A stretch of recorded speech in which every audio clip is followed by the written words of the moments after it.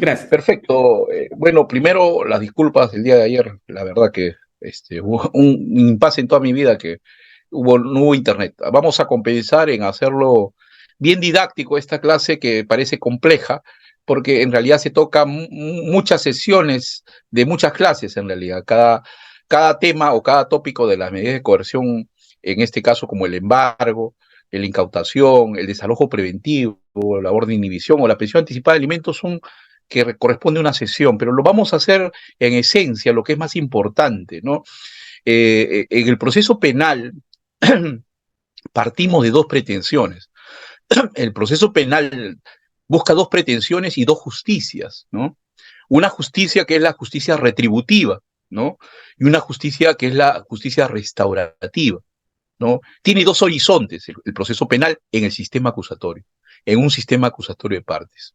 Entonces, la sentencia penal se va a expresar, ¿no? Va a tener su manifiesto en el aspecto punitivo a través de una pena y en el aspecto resarcitorio a través de una reparación civil.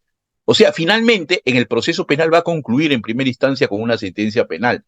Una sentencia penal que va a tener una condena o una absolución respecto al aspecto de la pena, o sea, cuando haga un análisis de la teoría del delito, o el aspecto del resarcimiento, que tenga una vinculación con la teoría del daño. Esto llamamos nosotros lo que es la pena, es la búsqueda de una justicia de retribución a través del Estado, ¿no? Una conducta punitiva va a tener una sanción penal a través de la pena. Entonces, eso se llama justicia retributiva. En cambio, cuando el daño no va a tener una compensación en una reparación civil al final en la sentencia, tengo o no, tiene que haber un análisis y una motivación sobre ello, se llama justicia restaurativa. Se va a restaurar, en este caso, el daño ocasionado a la víctima, ¿no? Y, lógicamente, se va a imponer una reparación civil. Justamente estas sentencias tienen que tener un soporte, ¿no? Una garantía en su ejecución. Y para eso, primero obedecen las medidas de coerción, las medidas coercitivas. Buscan, ¿no? O medidas cautelares. Buscan, lógicamente, garantizar el final del proceso. Buscan garantizar la eficacia, lógicamente, de las sentencias. ¿Cómo se va a ejecutar la sentencia? Si quieres una pena privativa de libertad, lógicamente están las medidas de coerción personal, la prisión preventiva. Si hay alguien que, lógicamente, no tiene arraigos, va a tener prisión preventiva y, lógicamente, va a garantizar el aspecto punitivo, el aspecto, lógicamente, una condena, ¿no? ¿De qué vale que una persona esté libre, lo condenan y va a estar con requisitoria, con orden de captura, y, lógicamente, la sentencia no va a tener eficacia, ¿no? Entonces las medidas coercitivas buscan que tengan eficacia, pero no solamente en el aspecto punitivo, sino también en el aspecto resarcitorio. Se impone, se impone lógicamente, una, una sanción pecuniaria, una reparación civil. ¿Y cómo se cobra? ¿No? Terminó el proceso penal y se quedó firme la sentencia con calidad de cosa juzgada. Entonces, ¿cómo se ejecuta la reparación civil? ¿No? Entonces, una garantía al inicio del proceso, ¿no? Es que justamente se den las medidas coercitivas reales. O sea, las medidas coercitivas no contra la persona, sino contra las cosas, contra el patrimonio. Entonces, de esa perspectiva, las medidas coercitivas, sean personales o reales, buscan garantizar la eficacia de una sentencia penal. Estamos hablando de un proceso penal. Entonces, estas medidas coercitivas, no, por su naturaleza, buscan garantizar que esa sentencia sea eficaz, pero no solo en el aspecto punitivo, sino también en el aspecto resarcitorio. Por ejemplo, el embargo, ¿no? El embargo va a garantizar el aspecto resarcitorio. El embargo de una propiedad, de un vehículo, o sea, de un bien mueble o inmueble, va a garantizar, lógicamente, la reparación civil. En cambio, la incautación no. La incautación tiene naturaleza punitiva. Si se incauta un bien es por aspecto punitivo, no resarcitorio. De repente, ese vehículo llevaba contrabando, ¿no? Y va a ser incautado, no va a ser embargado. Es distinto por la naturaleza, si tiene vinculación con el hecho delictivo.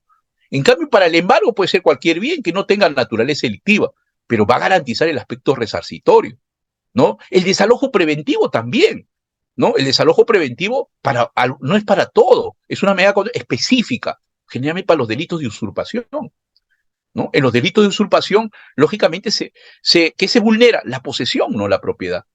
Entonces, cuando se vulnera la posesión, ¿qué busca? Restablecerse esa posesión, ¿no? Esa posesión del agraviado, el agraviado busca que le devuelvan su posesión, ¿no? A través de la medida cautelar que antes se llamaba administración provisional, ahora se llama desalojo preventivo. Igual, una pensión anticipada de alimentos, ¿no?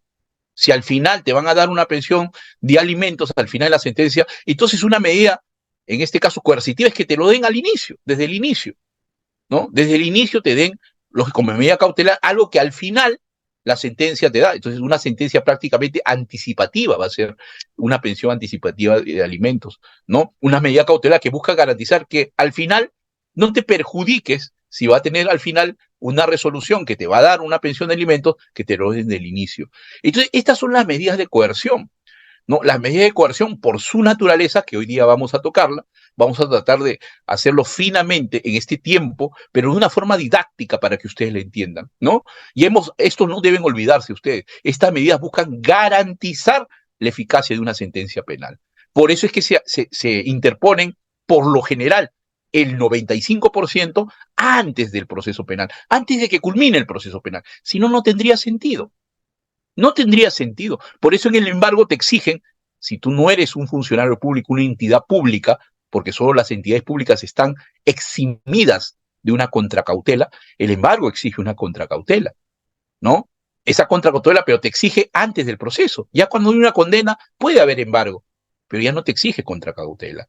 Entonces, mira, son cosas que son importantes porque la naturaleza, no la excepción, la naturaleza de estas medidas de coerción real es garantizar la eficacia de un proceso penal a través de la eficacia de sus sentencias penales. O sea, al final, lo que el juez penal o el juez de juzgamiento va a resolver, ¿no? ¿Cómo se va a ejecutar esa pena privativa de libertad? ¿Cómo se va a ejecutar esa reparación civil, ese aspecto pecuniario que te exige en este caso? Peor si quedó firme. Lógicamente, para eso buscan garantizar estas medidas cautelares. Estas son algunas de las tantas medidas cautelares que tiene el proceso penal, pero me parece son las más recurrentes. Y por eso felicito a Idiápolis, porque son las más recurrentes. El embargo es lo más recurrente en un proceso penal para el resarcimiento. La incautación es lo más recurrente. Ahora hay una incautación cuando hay peligro en la demora y otra cosa es incautación cuando hay peligro en la demora. Cuando no hay peligro en la demora, hay que ir directamente al juez de investigación preparatoria. Ese juez de investigación preparatoria va a analizar si te ordena o no la incautación. Puede ser con un desherraje, puede ser de varias formas. Eso es cuando, lógicamente, no hay. Pero cuando hay peligro en la demora, no le vas a pedir permiso al juez, ¿no? Cuando hay peligro en la demora, el fiscal puede hacer la incautación, ¿no? Y de ahí va a ser la convalidación. Eso también es muy recurrente. La incautación casi se realiza, igual que el embargo, con bastante frecuencia, ¿no? Para casi todos los delitos son medidas cautelares, el embargo y la incautación.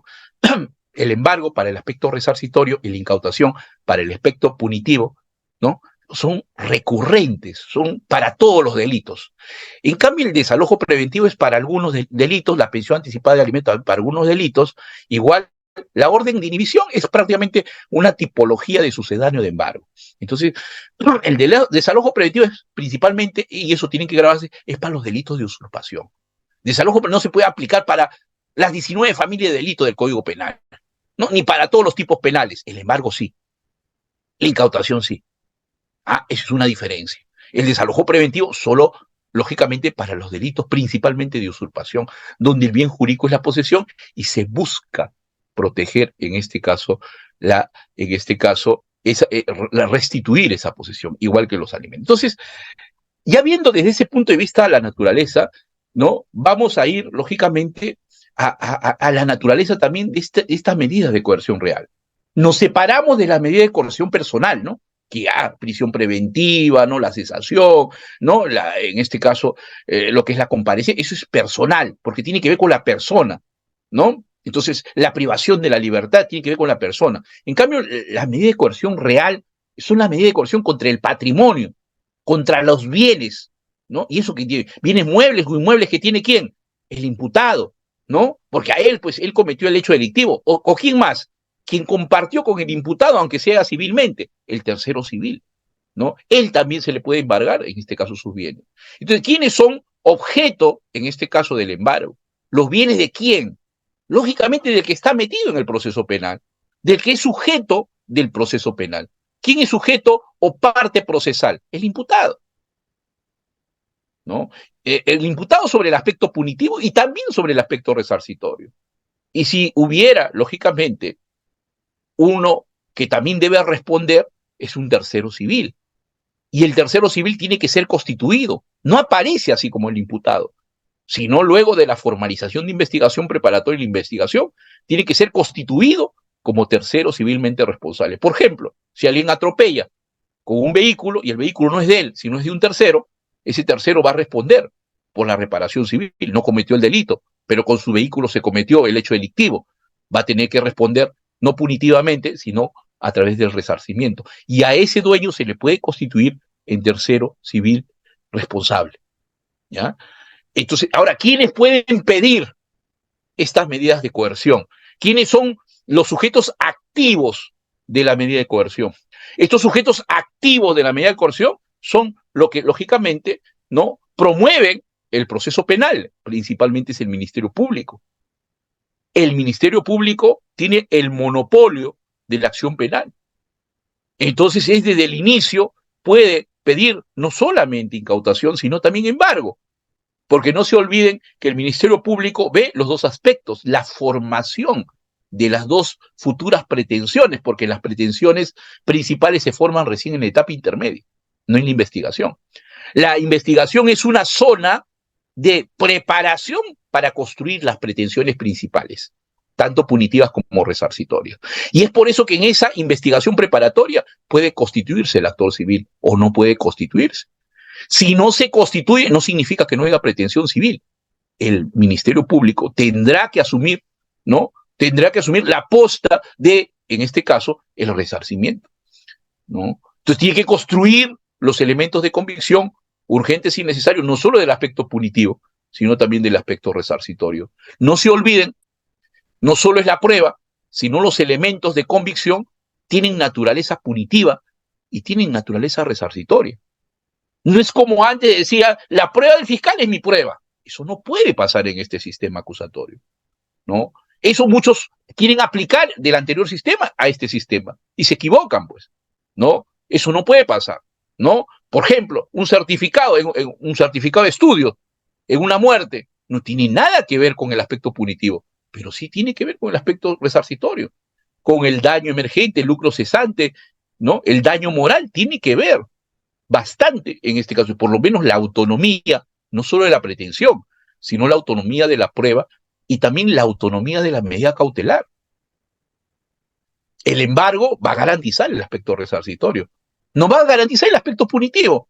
¿Cómo va a garantizar la pena? No tiene nada que ver con ni la prueba de la pena. La incautación sí acredita, no va a solventar la pena, pero va a acreditar la prueba punitiva. Por eso la incautación se realiza cuando hay un bien vinculado al hecho delictivo. Cuando el bien no está vinculado al hecho delictivo, puedes hacer un embargo, pues, ¿no? Un vehículo puedes embargar. Si él tiene de propiedad un vehículo, una casa, puedes embargar. Pero si esa casa y ese vehículo es de lavado de activos, usted no puede embargar. ¿Qué va a hacer? Tiene que incautar. Esa es la diferencia. Y lo que yo quiero que ustedes se graben mínimamente, por lo menos, estas diferencias que no se tiene claro. Cuando uno a veces pide y sube en apelación a la sala penal, donde presido, ¿no? A veces no está claro eso. O la administración provisional, ¿no? Se lo pide porque yo tengo la necesidad de que me restituyan. La necesidad no es suficiente. No se olviden que, lógicamente, lo que busca una medida cautelar es garantizar la eficacia de una sentencia. Es un adelanto de la eficacia de una sentencia. Por eso es que te dan. Y también para garantizar, en caso que absuelvan, está la contracautela. O sea, ¿qué pasa si en vez de que me condenen, me absuelen y me embargaste mi bien? Ahora tú respondes, pues, porque me has hecho daño, ¿no? Yo soy inocente. ¿Con qué vas a responder? Para eso me garantizas con tu contracautela. Lo ejecuto tu contracautela, tu garantía. Real o personal, a través de una caución juratoria. Yo la ejecuto, ¿no? ¿Por qué? Porque me imputaron, pero no me probaron. Por eso también tiene garantías, O sea, no es embargar por embargar, no es incautar por incautar, porque si hay una incautación y te absuelve, salvo que tenga naturaleza delictiva como la droga, se tiene que quemar, ¿no? Pero si es un vehículo, te van a devolver. Si una incautación de un vehículo y al final te absuelven, te tienen que devolver, hacer la devolución, o hay un sobreseimiento. Son naturalezas distintas, lo que quiero que entiendan. Antes de ir a lo específico que ya están en las diapositivas, ¿no? Quiero hacer esta reflexión porque pues están acá justamente para sumar lo que en la práctica a veces no se tiene claro y lo que no están en los libros a veces. Y entonces para eso, lógicamente, es una conferencia magistral que voy a tratar de hacerlo sobre estos casos. Entonces, esas son las principales similitudes, porque todos se dirigen a la eficacia del proceso, y también las principales diferencias que puede haber en estas medidas cautelares que voy a tocar en este escenario, en este caso que corresponde por naturaleza a cada uno de ellos, ¿no? Entonces tenemos el embargo y la incautación, las más recurrentes, para cualquier tipo penal, para cualquier investigación, para cualquier proceso penal de cualquier delito, embargo e incautación. ¿Ah? Eso no puede pasar con el desalojo preventivo. El desalojo preventivo no lo puedes aplicar a cualquier delito. Lo aplicas a los delitos de usurpación. Igual, la pensión anticipada de alimentos, ¿no? También, ¿no? Eso, lógicamente, también en este caso es para algunos delitos, que ya lo vamos a ver, ¿no? Que tienen que ver, lógicamente, con un aseguramiento de una pensión, en este caso de alimentos. Y en este caso, lo que son, llamemos así, la inhibición, que en realidad es un sucedáneo del embargo. Lo importante es el embargo, que es lo que más se realiza, ¿no? Ahora, debemos señalar acá que una cosa es medidas de inmovilización y otra cosa son medidas anticipativas, ¿no? Un embargo, o lógicamente, en este caso, un embargo, lógicamente, inmoviliza.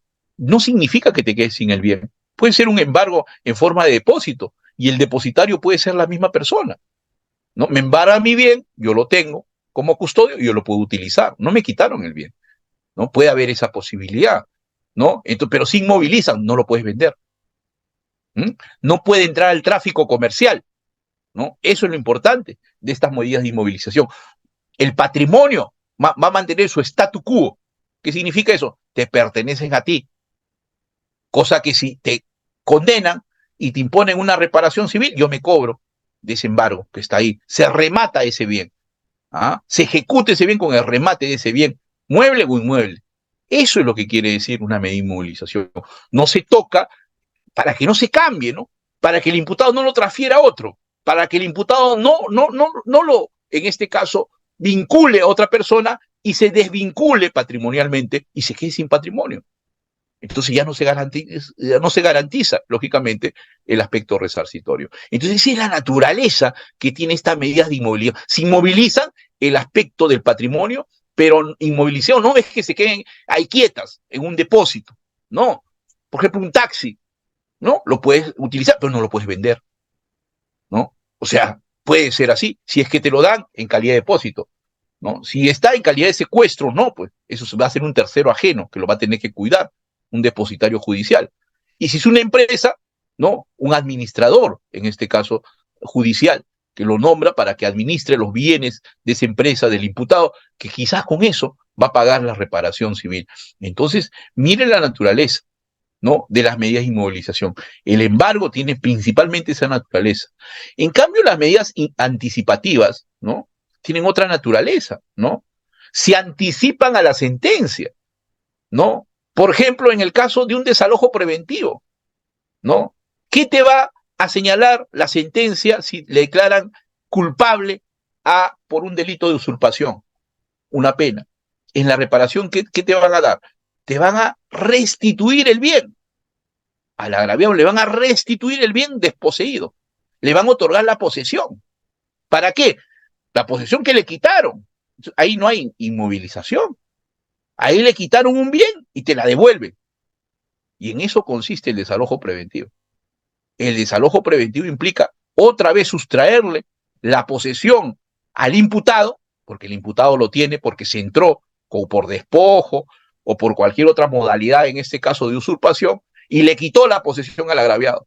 Y como le quitó la posesión al agraviado, ahora, lógicamente, el Estado, a través del Poder Judicial, si declara fundada un desalojo preventivo, le va a devolver esa posesión. va a mandar, lo saca al imputado, le quita al imputado esa posesión y le devuelve al agraviado. ¿Por qué? Porque tiene que estar seguro que esa medida cautelar va a ser casi equivalente a la sentencia penal. ¿Ah? Si va a tener esa equivalencia con la sentencia penal, entonces puede declararse fundada. Entonces, no es porque sí lo pide, se va a dar un desalojo preventivo.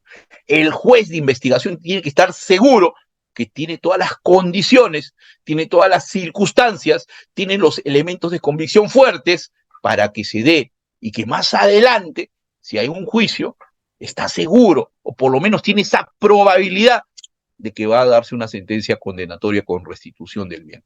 Entonces esa restitución del bien se anticipa. ¿Mm? Esa sentencia, el aspecto de restitución se anticipa en la investigación. Se anticipa antes, ex ante, a la sentencia penal. Eso es lo que busca.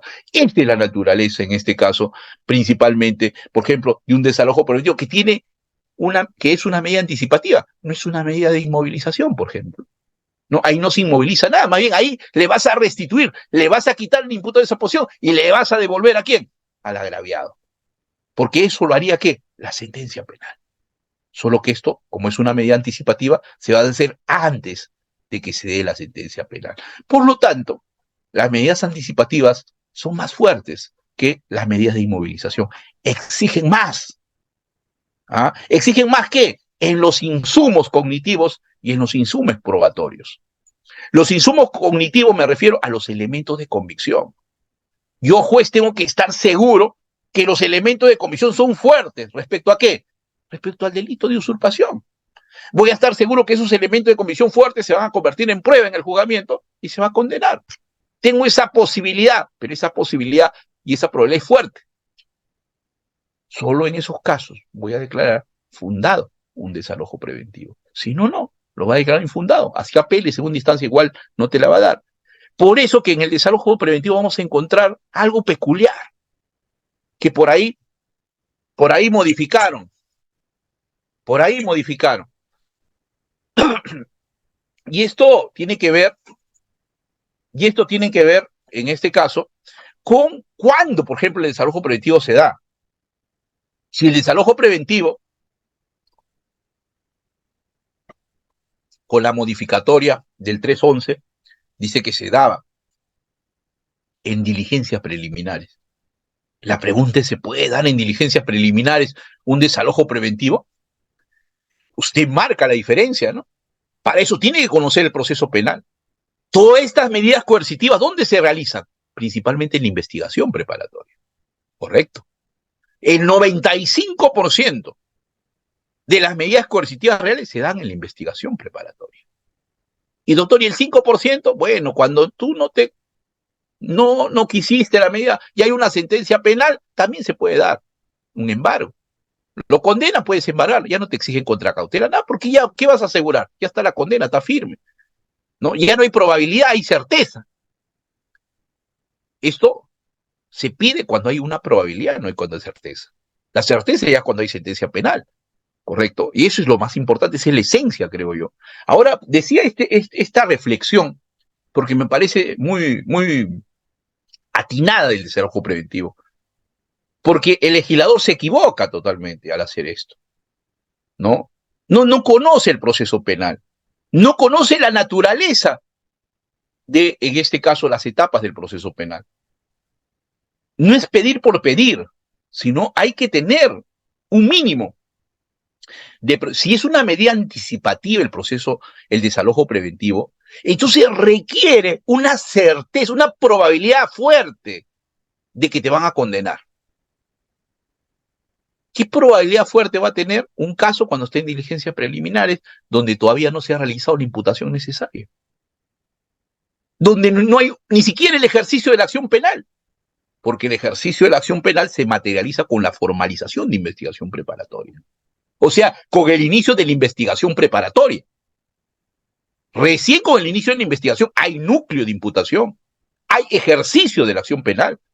Por eso que está bien que el desalojo preventivo, como inicialmente se dé después, lógicamente, de la formalización, porque tú tienes un horizonte, tienes la posición del fiscal, que ejerce la acción penal, tiene una posición sobre, establece un núcleo de imputación, una imputación necesaria, si bien inicial, que tiene elementos, unas proposiciones fácticas quizás débiles todavía, que recién en la pretensión se volverán fuertes, pero hay una imputación, ¿no? Hay elementos de convicción urgentes y necesarios recolectados por el fiscal que formó y le permitió formar su núcleo de imputación, le permitió formar su causa probable. ¿Y eso dónde está? En la disposición de formalización de investigación preparatoria.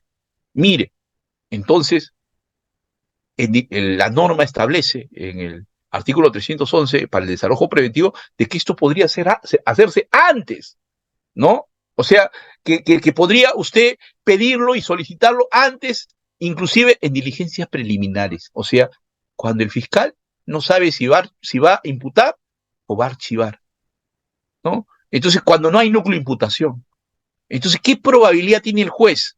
La pregunta es, ¿el agraviado? Porque esto lo puede solicitar el agraviado, supuestamente, ni que no lo va a pedir el fiscal, ¿no? El fiscal lo puede pedir también, ¿no? ¿No? Pero es el agraviado quien lo va a hacer en diligencia preliminar. El agraviado no es el que imputa. El único que hace la imputación es el fiscal. El único que va a ejercer la acción penal o va a archivar el caso es justamente la fiscalía, no el agraviado. Entonces, si uno ve el desalojo preventivo desde el punto de vista que no es una medida de inmovilización, sino es una medida anticipativa, su naturaleza descarta totalmente que este desalojo preventivo se dé prácticamente en diligencias preliminares. Se puede pedir el 100%, el 100% de medidas de desalojo preventivo pedidos en primera instancia, confirmados en segunda instancia, infundadas, cuando han sido pedidos en diligencias preliminares. ¿Por qué? Porque no tienen núcleo de imputación. Porque no tienen elemento de comisión fuerte. ¿Por qué? Porque lógicamente no tiene la seguridad de que va a haber investigación y menos juicio. Por lo menos cuando hay un ejercicio de la acción penal, lo mínimo que va a haber es una pretensión, un requerimiento acusatorio. Bueno, en el peor de los casos, de sobreseimiento, pero hay una posibilidad de llegar a juicio. Cuando estás en diligencia preliminar, estás en la zona oscura. En la zona ni siquiera de la probabilidad, quizás de una posibilidad mínima de que haya imputación y haya ejercicio de la acción penal. Entonces, la pregunta es si las medidas anticipativas, como el desalojo preventivo, la pensión anticipada de alimentos, te exigen, es como una sentencia anticipada. Es como una sentencia, por eso dice medidas anticipativas, es como una sentencia anticipada, ¿no? ¿Por qué? Porque el desalojo preventivo te da la posesión, como si la sentencia estuviera, pues lógicamente ahí, lógicamente, en este caso, la restitución del bien. No es una inmovilización, es una restitución, en este caso, de la posesión. Entonces, mire, esto de medidas de inmovilización y medidas anticipativas que obedecen a la naturaleza de las medidas cautelares es importante que usted lo sepa. Para que cuando usted quiera opinar, opine bien. Cuando usted quiere pedir, pida bien. Cuando usted quiere requerir como fiscal, lo haga bien. Porque eso obedece a una justificación de un pedido en un proceso penal del sistema acusatorio. Si usted no conoce esto, esa naturaleza, y es positivista y lee la norma nomás, el 311, así como muchos abogados lo hacen y dice, pero el 311 me legitima pedir. Y yo le pregunto, señor, ¿qué elemento de comisión positivo tiene usted para que pida esta medida cautelar? ¿Qué elemento de comisión? No, es que he presentado esto. ¿Qué elemento de comisión de naturaleza punitiva? ¿Usted ha hecho actos de investigación? ¿Usted, agraviado, puede hacer actos de investigación antes de ser actor civil? No. Entonces, no tiene nada. Y usted me está pidiendo, devuélvame todo como si tuviera una sentencia. Ni sentencia puede haber. Ni siquiera puede haber acción penal. De repente, ni siquiera acusación. Y usted me está pidiendo eso. Ni siquiera tiene un punto de partida firme. Y no me saben qué contestar los abogados. ¿Por qué? ¿Por qué? Porque la norma dice, entonces yo lo puedo pedir. No, la norma es bien clara. Tiene que haber suficientes elementos de comisión. Ya lo vamos a analizar. Esto es una reflexión, simplemente un pequeño intervalo reflexivo para que ustedes en genérico por lo menos se ubiquen, porque si empiezo a especificar se van a perder. Esto, prima facie, hemos dicho, la naturaleza, lo que buscan las medidas cautelares y lo que buscan las medidas cautelares personales. Prima facie hemos dicho la justicia retributiva y la justicia restaurativa, ¿no? Desde el punto de vista teoría del delito, teoría del daño. Y esto es un anticipo a ello, ¿correcto? Ya, y dentro de estas medidas de coerción, en este caso real, tenemos dos naturalezas: las medidas de inmovilización y las medidas anticipativas, ¿no? Entonces, estas medidas anticipativas es un anticipo en este caso. La incautación, ¿por qué es una medida anticipativa? Hemos hablado del desalojo preventivo, ¿no? El desalojo preventivo es clarísimo que es una medida anticipativa. No se va a inmovilizar la posesión. No, le van a quitar la posesión al imputado, que es el usurpador, y le van a devolver al agraviado. ¿Qué es eso? Una ejecución de sentencia, una restitución del bien. Ese es el desalojo preventivo, un anticipo de la sentencia. Por lo tanto, la exigencia es como si fuera una probabilidad fuerte. La exigencia es como si fuera una vinculación a la certeza que se va a tener en la sentencia penal. Y eso es lo importante que ustedes se graben. Ahora, la incautación, ¿por qué? ¿Por qué no es medida de inmovilización? Pero, doctor, igual me quitaron mi vehículo. Aparentemente es inmovilización. ¿Por qué es una medida anticipativa? ¿No?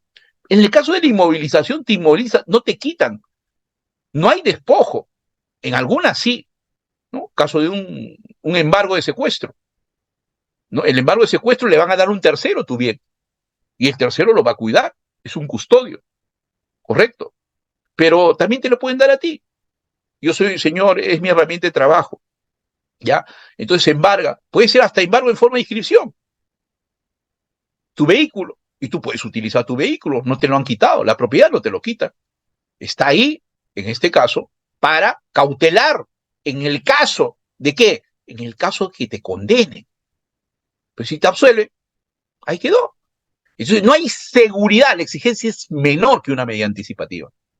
¿No? No se antepone a la sentencia, es una posibilidad que en caso te condene, en caso que una reparación sí, me cobro con el embargo realizado. Por lo tanto, no te quitan a ti, no te inmovilizan, es una inmovilización no fáctica, sino una inmovilización jurídica. ¿No? Un embargo en forma de depósito igual, puedes tú estar de custodio, tú imputado, ¿no? Si estás libre, puedes ser taxista, puedes utilizar, pero no puedes vender, pues. ¿Ya? No puedes vender. ¿Por qué? Porque eso va a garantizar el pago de quizás una reparación civil. En cambio, la incautación es más que un embargo, ¿no? Ahí no te lo van a dar, pues. Te van a incautar un carro de transporte de drogas o de contrabando, te van a devolver el carro, ¿no? O te van a decir, ya tenlo de custodio. No, ahí no hay custodio. Ahí el Estado lo tiene, de frente te lo embarga y te lo quita. Ahí sí hay una disposición fáctica y jurídica a la vez. Algo que no pasa con el embargo. Por eso que la incautación no es una medida de inmovilización, es más, es una medida anticipativa. ¿Por qué? Porque esa incautación no te lo van a devolver. Es raro que es algo que seas un tercero, ajeno, de buena fe, que por ahí, bueno, excepcionalmente te puedan devolver, ¿no? En el caso de un vehículo o algo, ¿no? Pero los intrínsecamente delictivos no te van a devolver, pues, ¿no? Eso ya es una medida anticipativa, ¿no? ¿No? Si está en incautación, en la sentencia pasan a decomiso, no te van a devolver, ¿no? Entonces, la incautación es porque tiene vinculación con el hecho delictivo. El desalojo, el embargo no tiene vinculación con el hecho, por eso te inmovilizan. Y es más, la inmovilización no es física necesariamente, es jurídica, ¿no? Entonces, miren ese razonamiento que estamos llegando para diferenciar, y lo principal son las diferencias. Entonces, si usted no va a pedir, el fiscal no va a pedir un embargo para garantizar la pena, o es una prueba penal, no, lo pide de repente porque no hay actor civil y va a garantizar la reparación, ¿ya? Y un vehículo puede ser materia de un embargo, o también puede ser materia de una incautación, pero depende de qué, de las circunstancias, pues. Si ese vehículo no está vinculado a un hecho delictivo y es patrimonio del imputado, puede ser embargado. Pero si es vinculado con, lógicamente, en este caso con el imputado, por un hecho delictivo, lavado de activos, por ejemplo, entonces ya no va a ser embargado, eso va a ser incautado, porque es parte, en este caso, de la acreditación, no de la pena, sino de las pruebas penales, ¿ah? De los indicios que, lógicamente, van a llevar lógicamente, a una prueba penal. Entonces, eso es lo más esencial, eso es lo más importante, la naturaleza de cada medida cautelar que estamos viendo, estas 4 o 5 que vamos a ver en esta noche. Entonces, yo generalmente quiero girar esta reflexión sobre esto, que es importante para mí, porque ya la experiencia me da como magistrado y también como fiscal he hecho incautaciones en Arequipa, por ejemplo, muchas incautaciones, ¿no? Inclusive con operativos, ¿no? Me acuerdo Rugel Misti en Arequipa, uno de los, con casi 512 policías, dirigí una incautación ahí en Arequipa y 32 fiscales a mi cargo. Entonces, he hecho incautación y eso me da la garantía de diferenciar lo que es un embargo, una incautación y una medida de inmovilización, una medida anticipativa. Diferencias que a veces no se saben tener en la experiencia. Y como juez, lógicamente mayor, porque tengo que resolver si corresponde o no corresponde esta medida, porque se apela, ¿no? Una medida de embargo es apelable, una incautación también, según distancia lo vemos. Entonces tenemos que diferenciar. Lo primero, la primera óptica es diferenciar, lógicamente, esta naturaleza. Entonces, y hemos visto lo que busca en una medida de coerción. Y dentro de la medida de coerción, estas dos medidas, estas dos naturalezas, no se olviden, uno es medida de inmovilización y otra cosa es medida anticipativa. ¿Cuál exige más? La medida anticipativa. ¿No? Porque eso cambia. No se inmoviliza el bien nomás, sino cambia. Es como si estuviera la sentencia anticipada a la investigación. Por lo tanto, te exige mayores condiciones. Yo no puedo incautar como fiscal por incautar. Tengo que estar seguro que está vinculado a un hecho delictivo. Si veo que está con droga, te incauto, pues la droga. Si veo que estás en un vehículo con contrabando, te incauto, pues por contrabando. Pero tengo seguridad, probabilidad delictiva que está vinculado con el hecho delictivo, ese bien. El embargo no. El embargo está fuera de esa esfera, ¿no? Más bien está ajeno al delito, pero, pero te pertenece, pues. Tú eres el imputado y tú me vas a garantizar la reparación civil. No está vinculado al hecho delictivo, pero está vinculado a tu patrimonio. Y ahora yo te voy a embargar para que pagues la reparación civil. No para que sea prueba penal, porque no, está desvinculada con el hecho delictivo. No tiene nada que ver con la prueba penal. Pero sí tiene que ver con la reparación civil. Tiene que ver con qué? Con la justicia restaurativa, que finalmente busca la pretensión resarcitoria, distinto a la justicia retributiva que busca la pretensión punitiva o la pena que va a exigir el fiscal. Entonces, estas medidas por eso requieren principalmente, creo yo, un núcleo de imputación. O sea, el ejercicio de la acción penal. ¿No? Principalmente, ¿para qué? Para que sean garantías, principalmente las medidas anticipativas.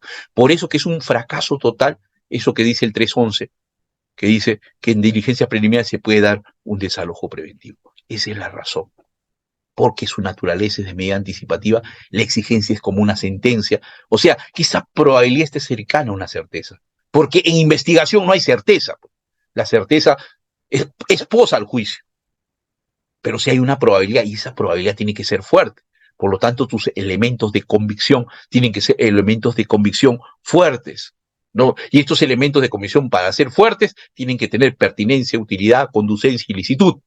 Y tienen que estar vinculados directamente con la imputación necesaria. Esas son las dos condiciones para que sean elementos de convicción fuertes. Si no tienen condiciones de pertinencia, utilidad, de conducencia y licitud, 352, 5B del Código Procesal Penal, nunca van a llegar a juzgamiento.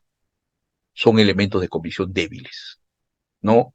Usted le diga lo que diga, argumente lo que argumente, no es cuestión de argumentación. Acá es cuestión de solidez, de principios, de aspectos que tengan, lógicamente, en este caso, estos insumos que es el elemento de convicción. El principal insumo de estas medidas cautelares no es la prueba. ¿Ya? No se acredite esto con prueba. Todas estas medidas no te exigen prueba. ¿Qué te exigen? Te exigen elementos de convicción fuerte. El insumo en la investigación no es la prueba. El insumo en el juzgamiento es la prueba. Pero en la investigación no se habla de prueba. En la investigación se habla de elemento de convicción, de información, de elemento cognitivo. Ese es el soporte de estas medidas cautelares. ¿Qué te exige en una incautación? Suficientes elementos de convicción de la vinculación de este bien con ¿qué? Con el delito. Listo. Si eso procede, incautación. Sin peligro o con peligro en la demora se da. Se va a dar y va a ser válida esa incautación. Igual, en un embargo, para embargar tiene que haber suficientes elementos de convicción, pues. No te van a embargar por embargar. ¿De qué? De que hay una probabilidad del hecho delictivo, ¿no? Igual un desalojo preventivo con mayor razón, pero ya es sobre un delito, es una medida cautelar específica para los delitos de usurpación, ¿no? Igual la pensión anticipada de alimentos. Entonces, estas medidas son importantes desde ese escenario. Espero que lo hayan entendido, espero que lo hayan apreciado, espero porque no se tiene con claridad. Yo he tenido que leer tantos libros de embargo, de medidas cautelares, y la verdad me ha confundido. Casaciones y todo, y me ha confundido. No me la han descrito como yo los he descrito con mucho cariño para el auditorio de Undiápolis, ¿no? ¿Por qué? Porque sé que hay que, antes de ingresar a un tema específico, decir por lo menos la realidad, la ubicación, los destinatarios, en este caso, de estas medidas. Y hemos dicho que los destinatarios, lógicamente, ¿a quién se le va a incautar? ¿A quién se le va a pedir esos bienes de embargo?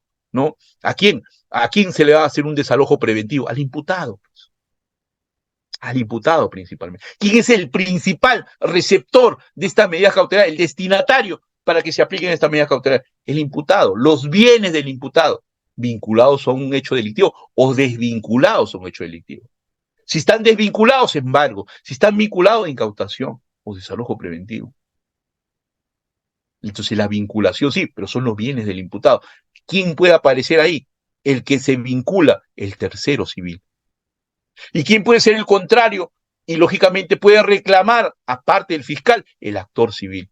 Y este actor civil y este tercero que pueden pedir estas medidas cautelares, ¿dónde aparecen? En investigación preparatoria, no en diligencias preliminares. ¿Y por qué aparecen en investigación preparatoria? Porque hay un núcleo de imputación, porque hay un ejercicio de la acción penal, porque hay una formalización de investigación, porque hay una imputación necesaria mínima para avanzar en la investigación y llegar a un proceso penal. Antes no hay nada. Antes hay solo diligencias preliminares. Y eso, lógicamente, es insuficiente para constituir como parte procesal y con mayor razón, quizás para declarar fundada una medida coercitiva que busca garantizar una sentencia, señores. No busca garantizar cualquier cosa. Busca garantizar una sentencia penal en sus dos aspectos, punitivo y resarcitorio, pena y reparación civil. Y de eso va a depender la naturaleza de las medidas cautelares personales. Personales. Ahora, muchos de esto, de estas audiencias, no son como otra diferencia, ya con las medidas de coerción personal. Muchas de estas no llevan audiencia. Doctor García, pero usted es el precursor que dice que las audiencias, que un sistema acusatorio es audiencias, y acá las medidas cautelares reales, a veces como el embargo o la misma incautación, el juez lo resuelve ahí de plano. Usted ha sido fiscal, lo solicitó al juez, el juez investigador le dijo procede, y usted fue e incautó. No hubo audiencia, es cierto, no hay audiencia. ¿Ah? Ese es algo excepcional, porque lo normal es que haya audiencias. Por ejemplo, en las medidas de coerción personal hay audiencias. Por ejemplo, la prisión preventiva ya se lleva una vez. En esta no. ¿Ves? Es otra diferencia entre las medidas de coerción real y personal. Las de personales siempre se llevan generalmente en audiencia, con excepciones. En cambio, acá la regla es prácticamente que se resuelva sin audiencia, ¿no? Que se reserva sin audiencia. Debería haber audiencias, pero a veces la naturaleza, por ejemplo, de una incautación con peligro en la demora, ¿qué audiencia va a haber? Ni siquiera pedido al juez. Principalmente esos, por ejemplo, de contrabando, esas culebras de contrabando que están de Bolivia a Puno, están llevándose en esos vehículos con arma todo, ¿qué vas a pedir al juez ahí? Se te escapa todo mientras lo pides al juez. Entonces ahí hay peligro en la demora, el juez, el fiscal con la policía incauta y después lo confirman ante el juez. Ah, porque hay peligro en la demora.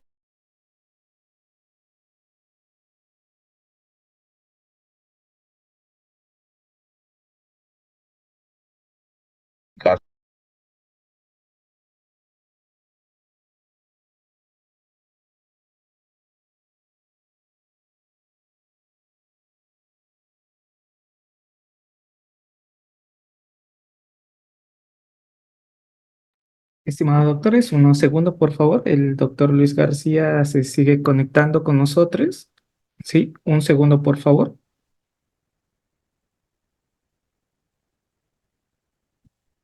Un segundo, ya el doctor nuevamente está retomando. Sí, unos segundos, por favor. Doctor, eh, sí, ¿puede activar su audio? Nuevamente, doctor. Caramba, o sea, Ahí está, doctor. No hay por problema. fin, por fin de año, no estamos todavía en 28, día del inocente, pero nos está tomando el pelo este sistema de Internet. Nunca ha fallado, está fallando. Bueno, ahora sí se escucha, ¿no? He retomado, creo. Sí, doctor, sí se le Ya, puede escuchar nuevamente. ya, entonces vamos a ver, lo que estaba acá,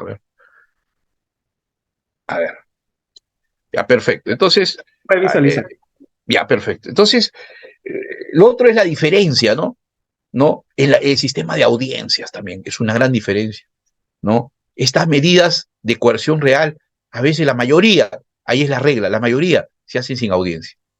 A diferencia de las medidas de coerción personal, la mayoría, la regla es que se hacen con audiencia, con excepciones, ¿no? Acá, al revés, la regla es que se hagan sin audiencia, ¿no? A veces por la naturaleza, de la misma medida en este caso. Ahora, lógico, la audiencia se hace en la apelación, ¿no? Va a haber audiencia, pero no para materializar la medida cautelar, sino quizás en el aspecto, en este caso, de apelación.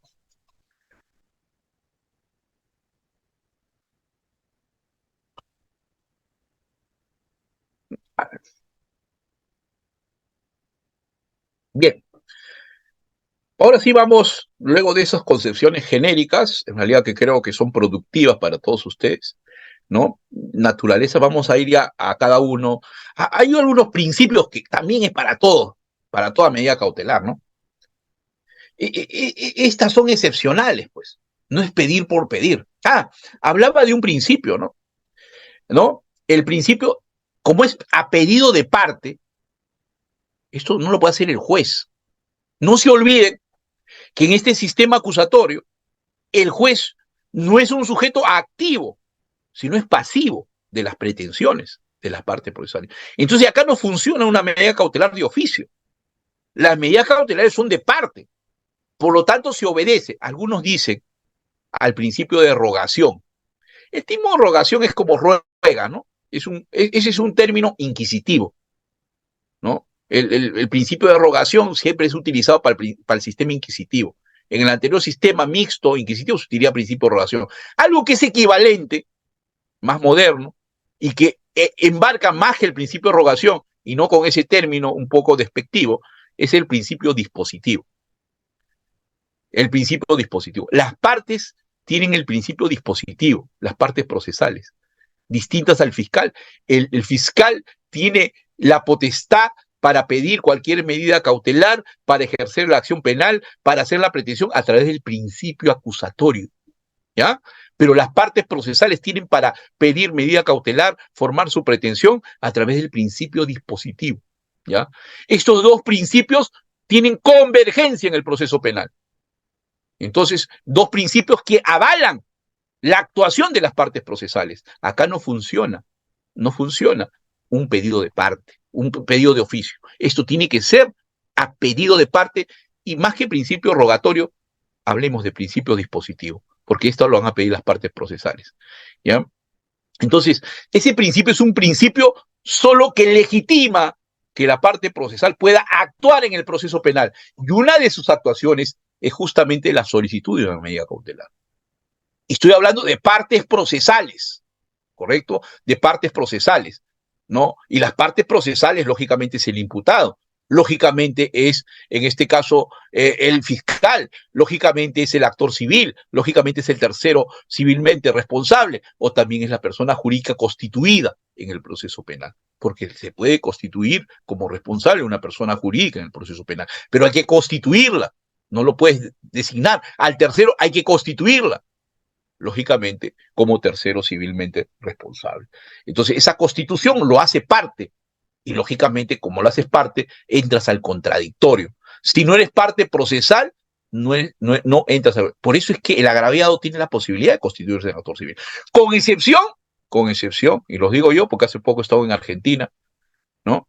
en Buenos Aires, en la UBA, Universidad de Buenos Aires, ¿no? Con excepción de algunos países, por ejemplo, como Chile, ¿no? Y México, donde no se necesita constituir el actor civil. ¿Ah? El Código Procesal Penal chileno y el Código Procesal Penal Nacional mexicano dice que la víctima es parte civil, es parte procesal. Ah, en esos casos son excepciones, donde la víctima ya la norma procesal lo constituye, lo hace parte, pero en el caso peruano no. ¿Ah? En el caso argentino tampoco. ¿No? Ahí tiene que constituir, en el caso italiano tampoco. Ahí tiene que constituirse usted en actor civil para ser parte procesal. Porque hay una diferencia entre el artículo 95 y el 104 del Código Procesal Penal. El 95, los derechos que tiene el agraviado, ¿qué es? Que se le respete, que se le diga sus derechos, que son derechos líricos. Pero ¿tiene derecho para actuación probatoria? No tiene. No tiene. Pero lee el 104, ahí están los derechos que tiene el actor civil. Ahí sí tiene para actuación. ¿Por qué? Porque tiene que buscar prueba, pues. Tiene que buscar elementos de convicción. ¿De qué? De naturaleza resarcitoria. ¿Para qué? Para que solvente su pretensión resarcitoria. Si se constituye en parte, tiene que tener todo por igualdad de armas, todos los derechos, para inclusive pedir, lógicamente, sus medidas cautelares. Mire qué importante es este aspecto también. Es el principio dispositivo y el principio acusatorio. En cambio, el fiscal no tiene principio dispositivo. ¿No? Eso tiene la parte, el fiscal tiene su principio acusatorio. Por el principio acusatorio, él si quiere decide si acusa o no acusa. Decide si ejerce la acción penal o archiva el caso. Es el monopolio de la acción penal y la pretensión, lo tiene el fiscal, pero no por el principio dispositivo, sino por el principio acusatorio. Y también le sirve para pedir, lógicamente, medidas cautelares, ¿no? O incautaciones principalmente, que es lo que más frecuentemente yo en Otrola pedía como fiscal también. Ahora, esos son dos principios básicos para todo el proceso penal. Para todo el proceso penal. Pero hay principios específicos para las medidas cautelares que son estos cuatro que le voy a dar. Esos principios que le he dicho es para todo el proceso penal. ¿No? Quiere apelar, principio dispositivo. ¿Ya? Quiere hacer una objeción, principio dispositivo. Quiere pedir una medida cautelar, principio dispositivo. Todo es principio dispositivo para todo el proceso. ¿Ya? El fiscal quiere ejercer la acción penal, quiere hacer su requerimiento acusatorio, quiere impugnar, principio acusatorio. ¿Ya? Entonces, estos dos principios, esta simbiosis de estos dos principios, eso es importante, pero para todo el proceso penal, pero también me sirve para las medidas cautelares. Ahora, para las medidas cautelares específicas, como medidas cautelares, son estos cuatro principios que los voy a señalar. Rige para todas, ¿no? Inclusive para las personales. Son principios básicos. Claro, porque un principio es la excepcionalidad. No, todo va a necesitar. Si es una persona solvente, todo, obvio, tiene todas las propiedades, es un millonario, no le vas a embargar. ¿Qué le vas a embargar? Pues no, el hombre es solvente, el embargo es cuando hay peligro. Peligro que te puedas disponer tus bienes. Tienes una casa y lo vas a pasar a tu hermano, o a tu tío, o a tu amigo, para evitar que tu casa pase a ser cobrado en el proceso penal, en la reparación civil. Eso hay un peligro. Ese peligro se tiene que acreditar. Si no hay peligro, no hay necesidad. Ahí está, soy solvente, con cualquiera de mis casas pago. Entonces ya, no hay problema. Entonces son excepcionales, no es la regla que a todos se le va a embargar. No a todos, sino a un imputado que tenga un peligro. ¿De qué? De deshacerse de su patrimonio. Y eso usted se acredita. O se presume también. Si tienes una casa, dos casas, obvio, pues, ¿no? Vas a tratar de pasarla a otro, ¿no? O es obvio, ¿no? No te sobra, más bien te va a faltar, ¿no? Y es más, de repente es un delito, un homicidio, todo, el pago va a ser fuerte. Eso es obvio, son cosas que por inferencia se van a dar, ¿correcto? Hay un riesgo, hay un peligro, por eso son excepcionales. Principio a petición de parte, que es el principio dispositivo. Esto se genera solo a pedido de parte, ¿correcto? Si es el fiscal, lo pide. Si es el actor civil, lo pide, ¿correcto? Entonces, contra los patrimonios de qué? Del imputado, contra los patrimonios del tercero, en este caso civil. ¿Ya? Y también temporal. ¿Por qué temporal? se inicie en la investigación. Pero no va a ser toda la vida, porque llega la sentencia, culmina la sentencia se va a ejecutar. Si te absuelve, te van a devolver el bien. Si te condenan, se van a cobrar con el bien en la reparación civil. Van a ejecutar, van a rematar el bien. ¿Para qué? Para cobrarse la reparación civil. Entonces la medida cautelar no es que dura toda la vida, ¿no? Es temporal, tiene su tiempo, hasta que sea ejecutado. Si es que se va a ejecutar, tiene que haber una condena. Y si no hay condena, te van a devolver el bien, te van a restituir. Por lo tanto, el principio de temporalidad de cualquier medida cautelar, personal o real, se da. En la prisión preventiva también. Acaba el proceso con una sentencia y ya la prisión se reemplaza por la pena. Igual acá, el embargo y ahí se ejecuta, se remata pues el bien. ¿Para qué? Para cobrarse. El principio de temporalidad, ¿no? Ese existe para todas las medidas cautelares. Es para todas, sea personales o sea reales. Variabilidad, también puede variarse, pues. ¿Ah? Puede variarse porque de repente, pues, hay un concurso de delitos, aumenta la responsabilidad, aumenta la reparación civil, te meten en lavados también, y eso, lógicamente, la responsabilidad es mayor. Entonces, hay un aumento, ¿no? De repente del embargo, más te van a embargar, más te van a incautar. Viceversa, puede reducirse también, ¿no? Puede reducirse. Entonces, esta variabilidad, o puede desaparecer también, puede extinguirse. Así como hay un cese de prisión preventiva, acá también puede cesar. Lógicamente, si hay un sobreseimiento, cesa la medida cautelar. Y tienen que devolver, pues, el bien, ¿no? Salvo que sea la incautación. La incautación, y lógicamente, si un bien intrínsecamente delictivo, como la droga, se va a quemar. No te van a devolver, así te absuelvan. No, si es droga, ¿no? No serás tú, pero se encontró la droga. No eres responsable, pero si hay delito. ¿Ah? A veces te absuelven porque no te vincula o no hubo mínima prueba, pero estás vinculado.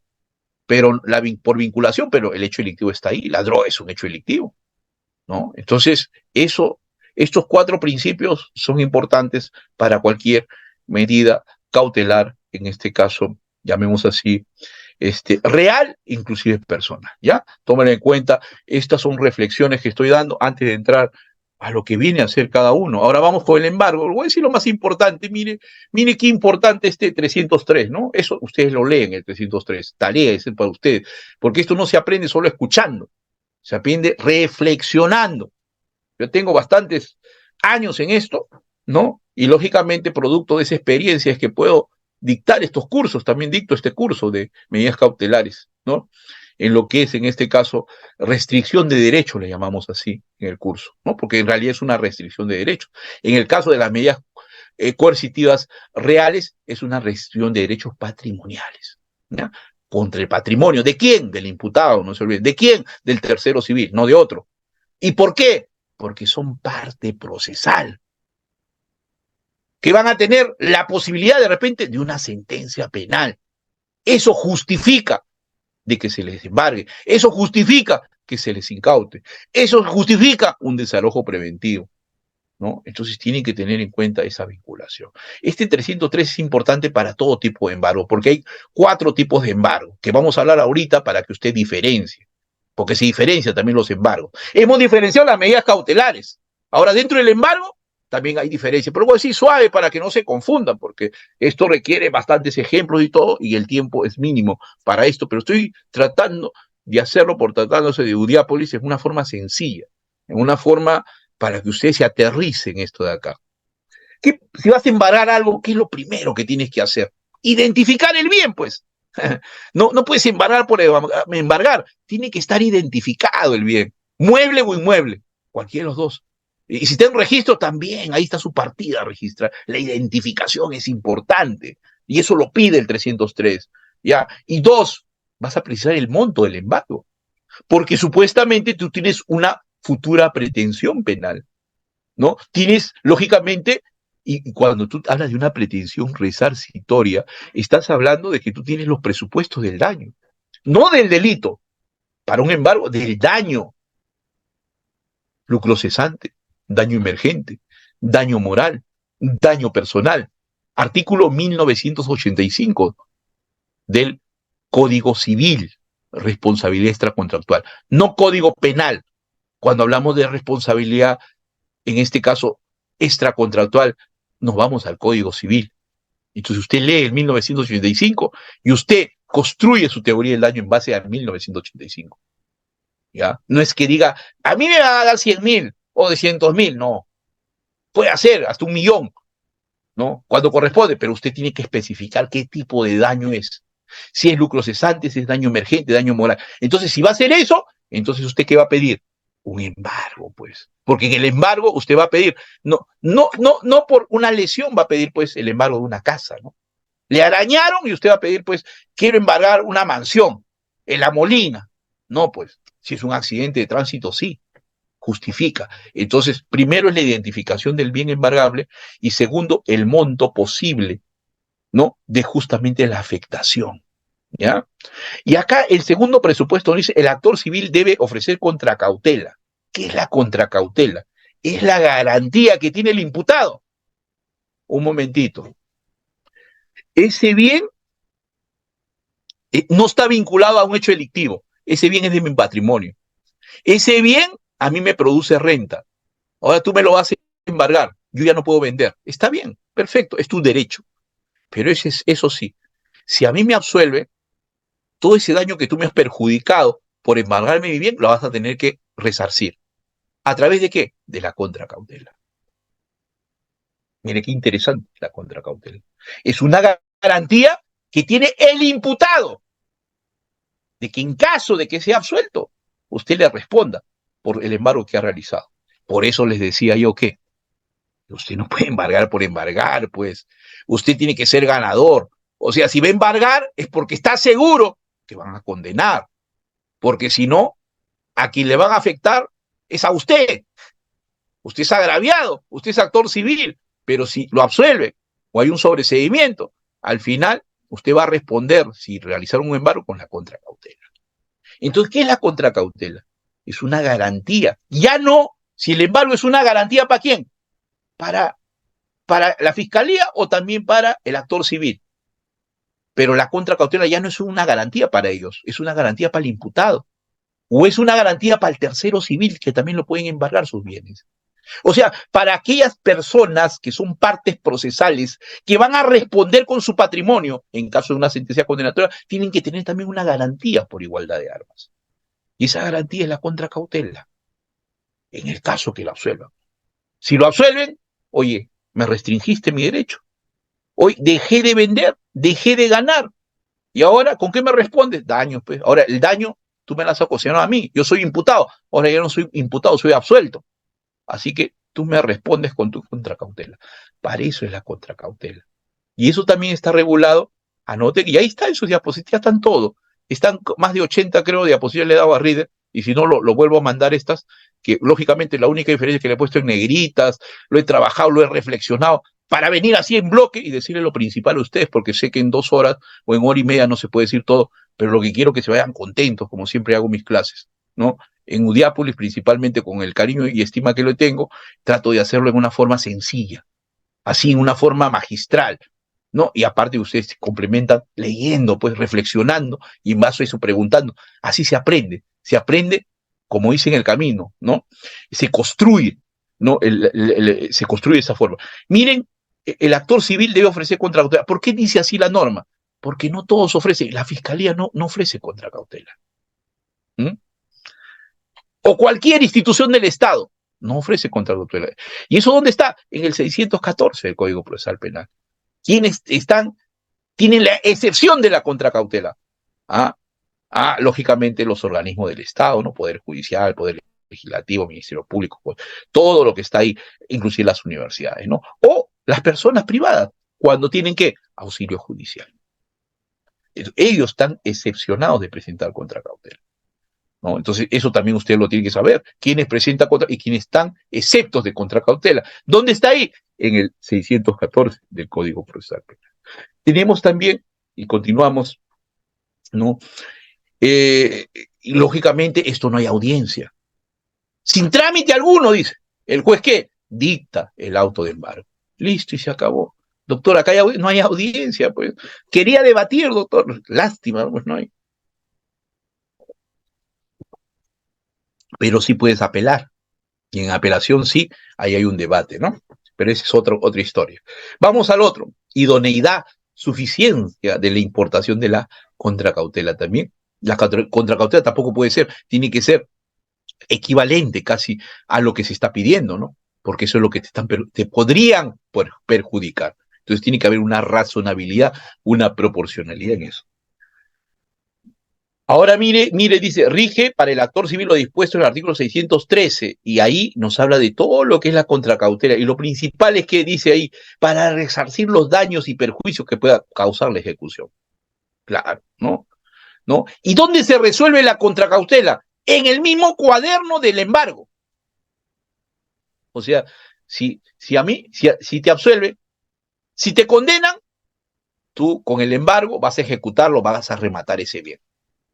¿Con quién? En ese incidente, pues, porque ese es un incidente, ¿no? Las medidas cautelares no es una pretensión principal, ¿no? Es una pretensión que incidental. Eso también usted tiene que saber bien. Cuando va a un proceso penal, usted va por pretensiones incidentales, prisión preventiva, cesación, ¿no? Embargo, incautación, son pretensiones incidentales. Y otra cosa son las pretensiones principales que se forman en la etapa intermedia. Ya la acusación es una pretensión principal, el sobreseimiento también, ¿no? No, su pedido de absolución es una pretensión principal sobre el fondo. Esto no, es unas garantías, son pretensiones incidentales. Entonces, mire acá, ¿cómo se dice? ¿Cómo se resuelve esa contracautela? A mí me absuelven. Ahora yo quiero ejecutar la contracautela. ¿Dónde lo ejecuto, doctor? ¿Dónde? En el cuaderno cautelar del embargo. ¿Contra quién? Con ese mismo juez, pues, que ordenó el embargo. Ahora va a resolver qué. El beneficio que tengo con la contracautela, si me han absuelto. ¿Mm? Ahora ejecuto la contracautela, pues. ¿Ya? Ah, me ejecutaron mis bienes, ahora ejecuto los bienes, pues, de quien me dio la contracautela. ¿Ah? ¿Ah? Es importante esto. Ese derecho del embargo, y por principio, por eso que tiene que ser, lógicamente, importante esto en este caso, la probabilidad y la existencia de elementos de convicción fuertes, porque si no hay elementos de convicción fuertes, señores, no vas a llegar a un caso final, te puedes quedar en etapa intermedia. Y bueno, ahí en el inciso existen circunstancias y lo otro, ahora, y es importante en el séptimo, mire, si se ha dictado sentencia condenatoria, así sea impugnada, procede el embargo, dice, sin necesidad de contracautela, ni que haya probabilidad delictiva. ¿Por qué? Ya llegaste a la certeza. Cuando tú pides contracautela es porque estás en investigación. El estándar de la investigación es probabilidad, ¿no? En la etapa intermedia también es probabilidad, o en este caso, un estándar de imputación necesario, ¿no?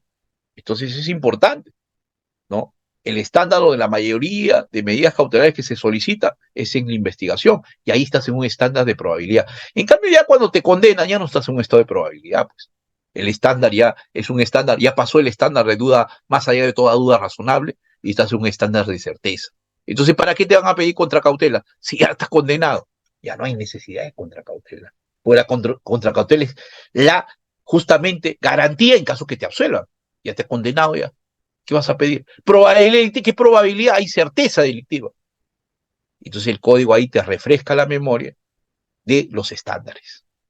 La naturaleza de una medida cautelar se da un estándar de probabilidad. En cambio, la sentencia está en un estado de certeza. Por eso, cuando tú pides un embargo, ya cuando hay sentencia condenatoria, ya no te exigen contracautela. ¿Qué garantía vas a dar si ya estás condenado? ¿Qué probabilidad delictiva? Ya no hay probabilidad, hay certeza delictiva. ¿Correcto? Ese dice el inciso séptimo, ¿ya? Interesante. Bueno, nos vamos, esos son conceptos que no vamos a perder el tiempo, es para que usted lo lea, ahí está, indisponibilidad son cosas que tiene, me voy a lo que usted necesita y requiere, ¿no? Esto son casi esto sí, ¿ve? Embargo en forma de depósito, embargo en forma de secuestro, en forma de inscripción y embargo en administración. Usted tiene que saber eso. Si tiene un Udiápolis, tiene que saber eso, ¿ve? Para que se diferencie de lo de LP, ¿no? Que eso es la competencia, ¿no? Eso tiene que saber, ellos no lo saben, ¿no? ¿no? Por mal, tienen los mejores nombres, pero no tienen los mejores profesores y los mejores maestros, pues, ¿eh? Esa es la diferencia. Los mejores jueces, pues, no, tampoco, pues, no, por favor, eso no va ahí, ¿no? Los mejores nombres, los más conocidos, eso, pero esto no saben, ¿ya? Y se lo digo así, de verdad, abiertamente se lo digo. Ya, entonces, vamos a lo importante de esto de acá, el embargo en forma de depósito, el embargo en forma de... Usted tiene que saber eso, lo mínimo que tiene que saber es eso. Esto es directo, a la yugular del conocimiento de medida cautelar de un embargo. Si usted no sabe esto, no sabe nada de embargo. Y hemos visto lo principal del embargo, lo hemos diferenciado con la incautación, lo hemos diferenciado de que está alejado, no tiene vinculación con el hecho delictivo, pero sí es patrimonio del imputado de terceros. Eso usted lo sabe, ¿no? Y lo tiene clarito. Y ahora, lógicamente, tiene que saber la tipología de embargos. Eso es importante. Mire lo que dice acá. El embargo en forma de depósito es conservativo, pero hay una diferencia entre el embargo de depósito y el embargo de secuestro. Y es que el embargo de depósito, ¿no? De depósito, ¿no? El litigante, ¿no? El propietario de los bienes es el designado a ser depositario, ¿no? O sea, usted tiene el imputado tiene su vehículo y a él le constituye un depositario. Entonces él puede manejar su vehículo, no lo puede vender, ¿correcto? Lo tiene en calidad de depósito, pero sí lo puede utilizar, puede tener el uso, ¿no? No puede ejercer, en este caso, la venta, pero puede utilizarlo. Esa es la ventaja, en una incautación no se puede. Entonces, en un embargo de depósito, ¿no? El depositario, el que va a garantizar, supuestamente, que no se vende ese bien, le va a ser el mismo imputado o el mismo tercero civil, ¿correcto? Eso es algo que usted tiene que saberlo bien. En cambio, en el secuestro, no. El embargo en forma de secuestro es porque es un tercero, ya no es el imputado. El imputado tiene el bien, le quitan su carro y se lo dan a un tercero ajeno, ¿ya? Una tercera persona, pública o privada, ¿no? Quien va a responder, va a cuidar, es el custodio de ese bien, que es del imputado o del tercero civil, ¿no? Es una persona que se llama depositario judicial, ¿correcto? Esa es la principal diferencia que usted tiene que conocer, ¿ya? Y el otro es, en este caso, el embargo en forma de inscripción. Ahí usted no necesita que alguien lo tenga, que es un custodio y un depositario judicial. No. Acá en forma de inscripción se inscribe en registros públicos, lógicamente, el bien que lo van a embargar. Embargado su casa. Listo. Usted sigue viviendo en su casa, ¿no? Usted sigue viviendo en su casa, nadie le va a quitar su casa, pero no puede vender, ¿no? ¿No? Y si vende, el que lo compra asume las consecuencias, porque está ahí en registro público. ¿Y el registro público qué tiene? Buena fe, publicidad registral. Usted no puede decir, no, yo no sabía que tenía un proceso. No, se presume que todo lo que está en registros públicos, erga omnes, lo conocen todos. Entonces, eso es importante. Eso es, por su naturaleza, el embargo en forma de inscripción. Ahí se diferencia del embargo en calidad de depósito o el embargo de secuestro. Este embargo de inscripción no toca, no hay ni custodio, no hay depositario judicial, solo se embarga en registros públicos. ¿Correcto? Y finalmente, ¿no? El otro embargo, que es importante, que pasa hoy día frecuentemente, ¿no? ¿No? Con las empresas grandes a veces, ¿no? Ahí están en lavados de activos y todo, ¿no? Entonces ya no hay un custodio, ya no hay, en este caso, un depositario judicial, sino hay un administrador judicial. Miren la diferencia, ¿no? ¿En cuál de estos cuatro embargos no hay ni custodio, ni depositario judicial, ni administrador judicial? En este caso, embargo en forma de inscripción. Y en los otros sí hay alguien que es responsable. Uno puede ser el mismo imputado, otro es el tercero, y esto es un administrador judicial porque se trata de una empresa, ¿no? No es cualquier patrimonio, no es un carro, no es una casa, no es un bien mueble, sino es una empresa. Entonces ya no puede ser un depositario judicial, no puede ser un custodio, sino es un administrador judicial. ¿Ya? Un administrador judicial. Entonces, estos cuatro tipos de embargo, usted tiene que saber mínimamente eso, esa diferencia. Si usted sabe eso, por más que en ese caso, usted ya sabe, por lo menos respirar en medidas cautelares personas y va a saber pedir bien. ¿Cómo pedir? ¿Cuándo pedir? ¿Y por qué pedir? Eso es lo más importante. No se pide por pedir, porque no se olvide que si no, usted va a responder en un embargo con la contracautela. ¿Ya? Bien, eso es lo más importante, porque ya el tiempo me queda corto, ¿no? En cuanto, y ahí está, el orden de inhibición es muy sencillo, ahí le pongo las diferencias. El desalojo preventivo ya le hemos tocado, ¿no? Pero está en el 311, es el único artículo que habla, le he tocado la esencia de que esto debe darse generalmente en investigación preparatoria, no en diligencia preliminar. Así la norma lo señale, ¿no? Así la norma lo diga. Ya le hemos dicho, pero para eso tiene que conocer el proceso penal, ¿no? La ignorancia a veces es atrevida, uno tiene que conocer el proceso penal. Y también la naturaleza, que es una medida anticipativa, ¿no? Que exige mayores elementos de convicción.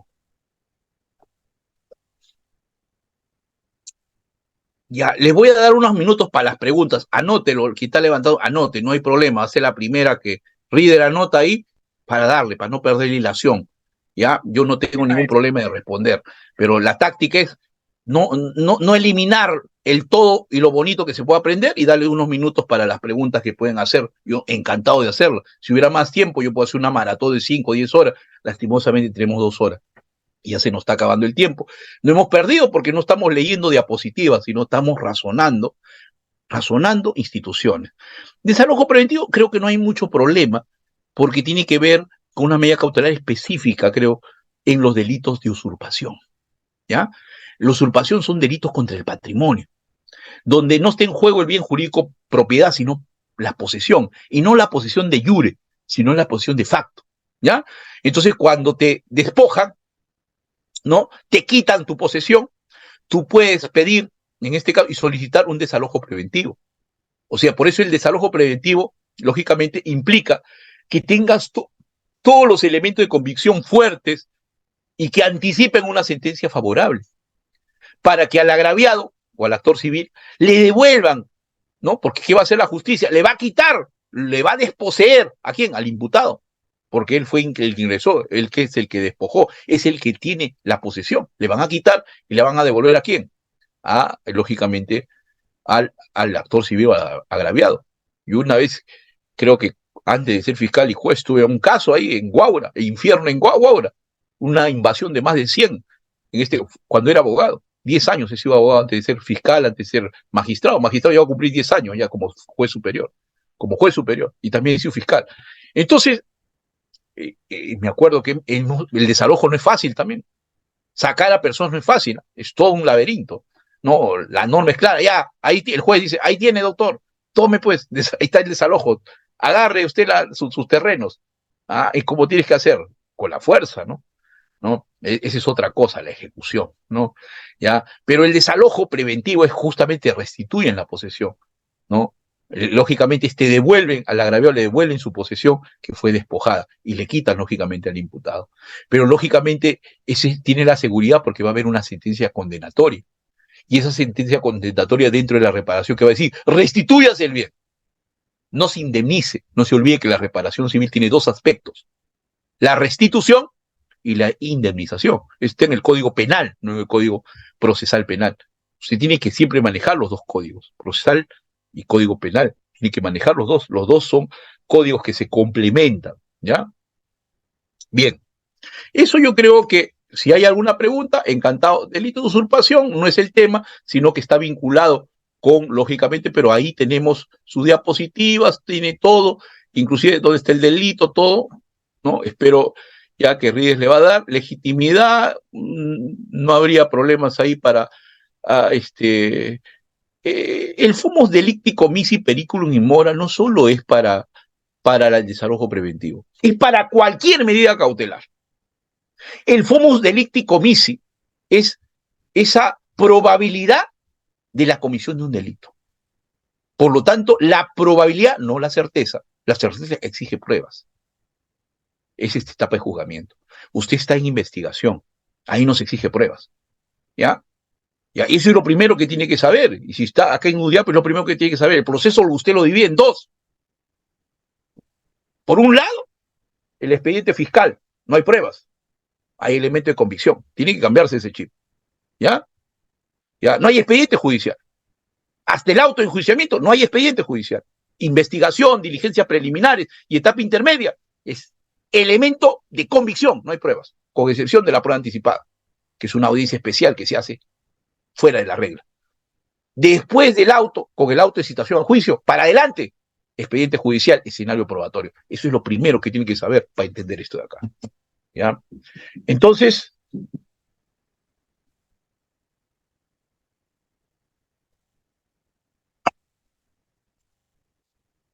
entonces, esto es importante porque el FOMUS deliti comici es la posibilidad de que se haya cometido ese delito.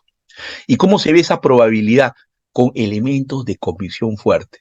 Doctor, no entiendo eso de elementos de convicción fuerte, esto es medio de prueba, me marea, y la prueba, ¿qué diferencia hay entre esos dos? La verdad que yo, la verdad, una fotografía, doctor, ¿qué es? ¿Es prueba o es elemento de convicción? Pero dice que la fotografía vale más que 1000 palabras, me decía mi abuelito, dice, ¿no? Sí, pues, pero en ese tiempo, cuando estaba el inquisitivo era prueba.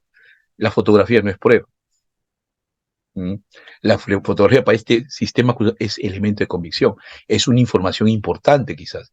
Si es pertinente, útil, conducente y licitud, será un elemento de convicción fuerte, que se va a transformar ¿en qué? En prueba personal, en prueba documental. ¿Dónde? En el juicio. ¿Producto de qué? Del contradictorio. Cuando se discuta, se debata sobre la información de esa fotografía, de ese video, de ese documento, ahí, ante el juez de juzgamiento, ahí eso se convierte en prueba. Por lo tanto, antes es elemento de convicción. Es una información, todo lo que quiera. Doctor, pero yo discutí, yo me peleé inclusive con... Sí, pero usted no ejerció el contradictorio. O usted aplica ante el fiscal examen cruzado. Imposible, no hay examen cruzado ante el fiscal, solo ante el juez de juzgamiento. Entonces, por ejemplo, para la prueba personal, para el informe de un perito, el informe pericial, eso es un elemento de convicción. ¿Pero qué es la prueba? ¿El informe pericial? No, la declaración del perito. Ese perito, ese testigo va a declarar y va a someterse al contradictorio. Es prueba. La antesala es el elemento de convicción. ¿Mm? Esa declaración previa, ese informe pericial, eso viene a ser, lógicamente, no elemento de convicción. Entonces, el elemento de convicción y la prueba, ¿en qué se diferencia? Escúchelo bien, señores de Udiápolis, porque eso solo lo saben acá, ¿no?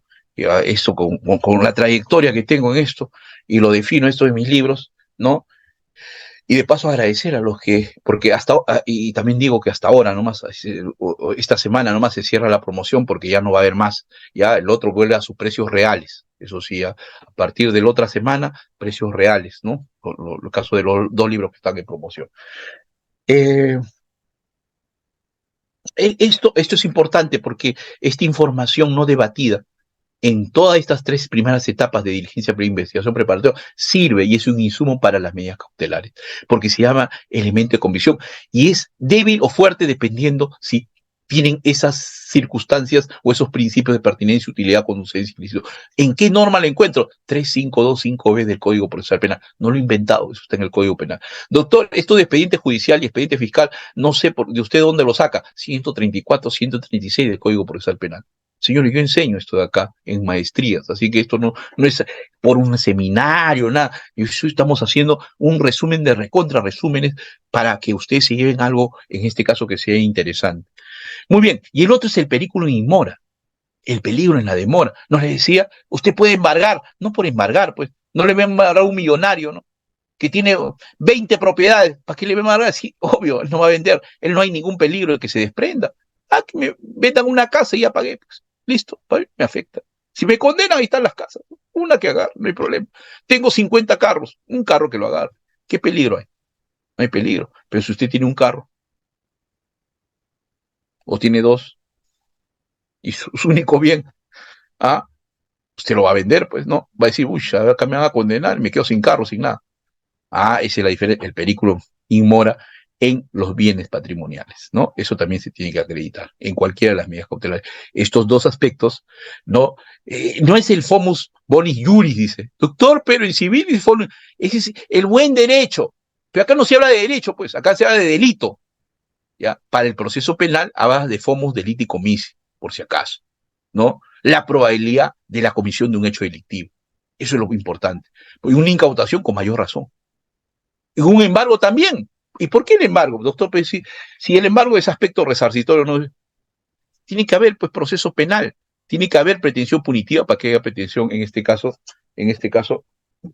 ya, ya, perfecto. Vamos entonces a ver, y con eso Bueno, hay impugnación, la prisión anticipada de alimentos también es una medida anticipativa, ¿no? Principalmente es por la omisión, ¿no? La omisión de asistencia familiar, pero también hay delitos de lesiones, a veces en violación, también le dan una pensión, ¿no? Hay una medida cautelar, ¿no? Dependiendo de las circunstancias, ¿no? Principalmente es para omisión, ¿ya? Este está en el 314. También eso es algo que no tiene muchos conflictos cognitivos, no tiene muchos conflictos de interpretación como algunas medidas como es la incautación. Y quiero llegar a ello para terminar, ¿ya? La incautación, ¿no? Esta incautación es importante. ¿Por qué? Porque la incautación se da con estas dos modalidades, principal, con autorización judicial o sin autorización, ¿no? Eso es importante, ¿no? Cuando hay peligro en la demora y cuando no hay peligro en la demora. Señor, la incautación, lógicamente estamos hablando de un bien que tiene vínculo con el hecho delictivo, ¿no? Casos de contrabando, casos de drogas, tiene vínculo, usted tiene que incautar el bien, el vehículo, todo incauta, ¿correcto? Zapatillas, bienes que se hacen vulnerando la propiedad, en este caso intelectual, también, ¿no? También, entonces, ahora, cuando hay peligro en la demora, se incauta y luego se pide la confirmación, ¿no? En cambio, cuando no hay peligro en la demora, por ejemplo, se realiza una incautación en un determinado lugar, pues lógicamente se pide al juez la autorización. El juez autoriza, pero usted tiene que hacer un informe, tiene que solventar con elemento de convicción. El juez autoriza y usted les da pues que haga el deserraje, si es una incautación de repente de, qué sé yo, de tiendas, de stand, y usted le va a dar en este caso. Entonces es importante esto de con peligro o sin peligro en la demora. Y esto, lógicamente, acá todo lo detallo y lógicamente eso es lo que corresponde a lo que es finalmente el decomiso, ya es cuando la sentencia, y hay una sentencia, cuando es ejecución, se decomisa lo que está incautado, ¿no? Ese es el final del bien, en este caso que fue en materia de incautación. Y hay un acuerdo plenario que ahí yo les doy para diferenciar lo que es este carácter a veces que tiene dos dimensiones, ¿no? Lo instrumental y lo cautelar en el caso de las incautaciones, ¿no? Lo doy para que lean, el tiempo la verdad me ha ganado, creo que tienen otra exposición, es una pena, la verdad. Yo encantado de haber disertado unos minutos, espero que haya otra oportunidad de seguir conversando, pero les dejaré unos minutitos para los tres personas que levantaron, yo encantado de absolver sus dudas, ¿no? Porque el resto está acá, ¿no? Eso en realidad ya es una lectura que ustedes lo pueden dar, la verdad el tiempo no da para más, ya quedé hasta las 8:40, me están pidiendo porque hay una exposición, pero igual, Reader, yo encantado de repente de contestar unas 2 o 3 preguntas que de repente el tiempo me da para generosamente de repente sumar a la información que he ingresado. Muchas gracias. Muchas gracias, maestro, y a todos nuestros participantes, nuestros amigos que están conectados de Contratación del Estado, por favor, unos minutos, dispénsenos que el doctor va a realizar, va a absolver algunas dudas, pero eso sí, por favor, preciso, siempre activando su cámara, los participantes, ténganlo en cuenta, siempre activando su cámara para darles pase y una pregunta, ser preciso, por favor, ¿sí? Benjamín, adelante, por favor, una pregunta. Gracias. Doctor, buenas noches. Sí, Buenas primeramente noches. agradecer por el tema tan interesante de estas medidas de coerción real, ¿no? Sí, referente a mi pregunta, ¿no? Doctor, en el caso de un delito de lavado de activos, ¿no? ¿Qué presupuesto se puede dar para que se dé, el juez pueda dar este reexamen, ¿no? O esta validación de esta medida de incautación, ¿no? Para que se pueda determinar, en dicho delito. Bien, el reexamen es para todas las medidas cautelares, ¿no? No solo para lavado de activos, ¿no? Pero para lavado de activos es un poco más complicado porque el reexamen implica que el bien, en este caso materia de incautación, es de un tercero ajeno al hecho delictivo. Y aparte, tiene que ser un tercero ajeno al hecho delictivo de buena fe. Por ejemplo, hace poco acá teníamos un caso de unos camiones que incautaron, ¿no? Y se le preguntó, y esos camiones no era de lavado de activos, sino era de transferencia minera, ilegal, de minería ilegal. Y usted, el camión, es su propietario, sí. Yo soy ajeno al hecho delictivo, sí. ¿Y cómo le entregó ese camión pues a quien tenía trabajando en minería ilegal? ¿Cómo le dio? ¿Tiene algún contrato?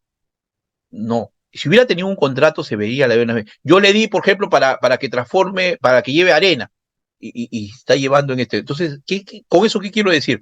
Que es importante, ¿no? Para el reexamen, primero, ser un tercero ajeno, ¿no? O sea, para que te devuelvan lo incautado, lógicamente pase un reexamen y hay una devolución. Para cualquier delito, incluido en este caso lavado de activo, minería ilegal. ¿Qué tiene que haber? Tercero ajeno, pero también de buena fe.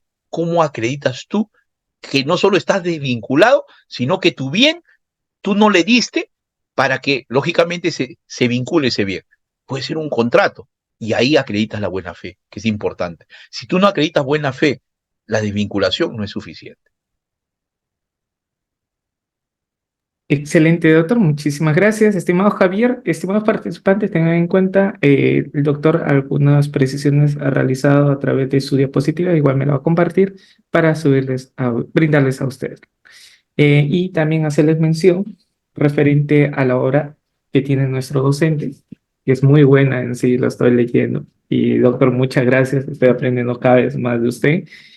Por algo, gracias a Dios, en la maestría estoy siendo el número uno y bueno, esa es parte de la enseñanza que usted me está brindando Muchas siempre y también gracias, Rieder. a nuestros Muchas estudiantes. gracias, Y Rieder. siempre hay que ser agradecidos, como una vez me hizo mención.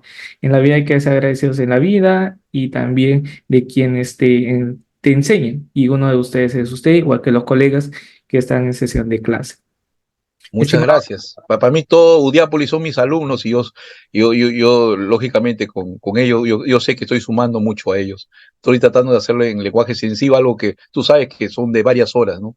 Estos temas que yo los diserto en varias horas. muchas gracias, maestro. Estimado Javier, contigo cerramos la exposición, por favor. ¿Activas tu audio, Javier? A ver, ¿dónde estás? Javier, nuevamente, por favor, ¿puedes activar tu audio? Listo. Doctor, Una pregunta, gracias. por favor, sé preciso. Gracias. Hola, ¿qué tal? Ok, Sí, ok. Doctor, excelente ponencia, doctor. gracias. Una pregunta. Usted bien lo dijo, para dictar estas medidas coercitivas reales, si bien es cierto, no hay una audiencia, pero al menos hay una comunicación al imputado. O solamente, ¿sabe por qué hay un caso que Sí. el imputado se enteró cuando quería vender el bien?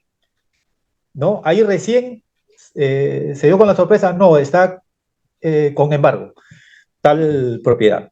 Entonces, ¿dónde estaría esa comunicación no anticipada, se puede decir, de la resolución del juez en cuanto a esta medida coercitiva, ¿no? Sí, Doctor, sí, sí. y terminando, quizás también lo tocó con la parte de medidas coercitivas personales, Ujú. la medida con restricciones, comparecencia con restricciones, ¿tiene algún plazo? Solamente el Código Procesal menciona la prisión preventiva, ¿no? Una duración, pero Mm. una medida de comparecencia con restricciones tiene plazo. Son las dos preguntas, doctor. Gracias. Claro, Estimado doctor, sí. disculpe, es una pregunta, doctor, puede observar solamente una, por favor, por respeto también a nuestros demás participantes que hice mención, una pregunta. ¿Sí? Claro, Adelante. en sí la naturaleza de las medidas de coerción real, primero se tiene que notificar a la parte procesal, no que se notifica porque pueden ser apeladas. Si bien no hay audiencia para determinar un embargo, hay un auto de embargo, ¿no? En lo que es, pero no significa que no se notifica, lógicamente para que pueda impugnar. La impugnación no está por las puras. Y esto sí se puede apelar, ¿no? La incautación igual. Toda incautación se notifica y es materia de apelación. Es más, cuando es una incautación que realiza el fiscal producto de una autorización judicial, el fiscal deja lógicamente, esa resolución en este caso, la parte, y para que tenga conocimiento por qué procede la incautación. Entonces, esto, el que haya audiencia o no audiencia, no elimina la notificación y no elimina la impugnación. Y tampoco no elimina el reexamen. Son instituciones que siempre van a garantizar, lógicamente, no el derecho a cuestionar una resolución judicial. Ninguna resolución, por lo menos, deja de ser, en este caso, impugnable, se puede impugnar. Allá que lo confirmen es otra cosa. Ahora, sobre el plazo, hemos hablado de la temporabilidad. O sea, toda medida cautelar, sea real, o sea, es temporal, ¿no? Su tiempo es limitado. Mientras dure, en este caso, la primera instancia hasta la sentencia, ahí ya terminó la vida de una medida cautelar, ¿no? Ahora puede establecerse, como en la prisión preventiva, una determinada, en este caso, tiempo sí, ¿no? Pero en las medidas generalmente reales, no. También se pueden establecer, porque hay medidas con plazo, ¿no? También, pero depende de quién, del juez, no. Depende de quién, de quien lo pide, porque según lo que se pide, se resuelve. Muchas gracias. Excelente, maestro. Muchas gracias. Una brillante exposición, como siempre. Y, estimados participantes, le deseamos al doctor Luis Enrique García Huanca, al igual que ustedes, en algunos casos, y quizá ya no van a estar en la institución, una feliz Navidad, maestro. No cerramos el año porque usted cierra el última clase de la institución referente a argumentación y redacción jurídica. Así que todavía no le Ah, digo próspero año nuevo porque usted ha sido el elegido el último, nuestra última capacitación y bueno. estamos muy felices. Cuídese y que Dios le bendiga a usted. No, muchas gracias, Reader, muchas gracias y una feliz Navidad para todos, pues, y sigamos el próximo año, en este caso con esta capacitación, yo exclusivamente tratando de dar un resumen de lo que ya sé para todos ustedes en una forma quizás sencilla y agradable. Muchas gracias. Feliz Navidad para todos, pues. Ya nos veremos. Todavía falta para fines de año, como dice Reader, no sabía, pero ya si he sido elegido para cerrar el año académico, excelente. Lo haré, lógicamente, en una forma así siempre especial, dependiendo del tema que se toque. Muchas gracias, pues. Feliz Navidad para todos. Cuídense.